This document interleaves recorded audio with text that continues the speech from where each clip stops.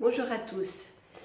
Tout à l'heure, j'ai rencontré une collègue qui m'a expliqué qu'elle était patraque, pas très bien depuis plusieurs jours, mais que malheureusement, personne au niveau professionnel ne prenait garde, ne comprenait ce qu'elle ressentait. Et finalement, elle avait beau dire à tous ceux qu'elle rencontrait qu'elle n'allait pas bien, qu'elle se sentait mal, eh bien, elle a rencontré aucun écho, aucune écoute, aucune considération. Et en me racontant cela tout à l'heure, j'ai bien senti bien que ça la travaillait, que ça lui faisait de la peine et qu'elle avait en même temps du mal à comprendre. Alors du coup, je me suis dit, tiens, moi, qu'est-ce que je fais par rapport aux autres? Comment est-ce que je me comporte, dans le meilleur des cas, quand je suis dans de bonnes dispositions, que je suis au top de ma forme et que tout va bien dans ma vie, on peut dire. Parce que c'est vrai que si soi-même on va pas bien, c'est un peu compliqué de faire attention à l'autre et d'écouter, de le regarder, etc. Donc ce que je pense qui est important, ce qui m'importe de faire par rapport à l'autre et ce que j'aime qu'on fasse aussi vis-à-vis de moi, eh bien c'est justement qu'on me prenne en considération, qu'on me regarde, qu'on m'écoute et finalement qu'on m'écoute d'une certaine façon, c'est-à-dire d'une façon attentive et d'une façon active.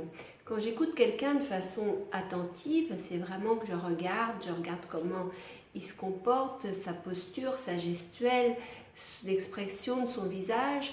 J'écoute évidemment les mots que la personne me dit et la conversation qu'elle établit avec moi.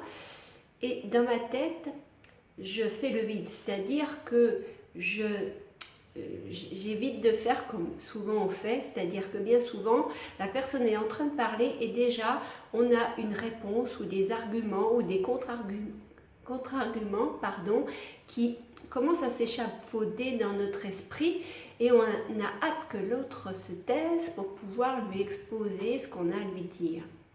Donc quand on est vraiment en écoute attentive et active, et bien simplement, on écoute, on se pose et on ressent les choses, on ressent ce que l'autre nous renvoie. Et c'est seulement à partir de cela qu'on va pouvoir lui apporter un soutien, du réconfort et en tous les cas équilibrer la parole qu'on va lui donner. C'est-à-dire qu'on aura une parole juste, si je puis dire, si je m'inspire de ce que révèlent les accords Toltec par exemple.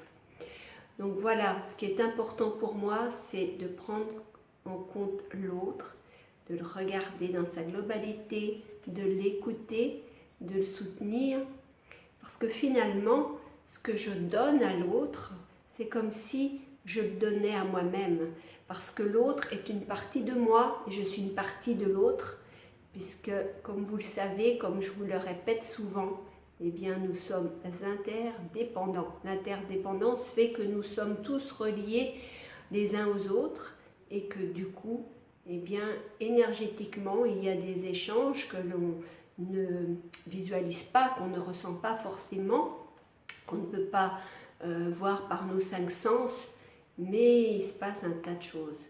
Donc, faites attention, on va dire en tout cas, à vos réactions, vos actions face aux autres. Est-ce que vous êtes individualiste ou au contraire, est-ce que vous êtes plutôt dans le genre altruiste, à faire attention aux autres et à les considérer? Parce que finalement, on a tous besoin de compter dans le regard de l'autre, d'exister finalement. Je pourrais vous parler d'amour inconditionnel, puisqu'on a aussi tous besoin de ça, mais là, c'est encore un autre débat qui fera l'objet sans doute d'autres vidéos. Voilà, c'est tout ce que je voulais vous dire pour aujourd'hui. Je vous dis, prenez soin de vous. Au revoir. Au revoir.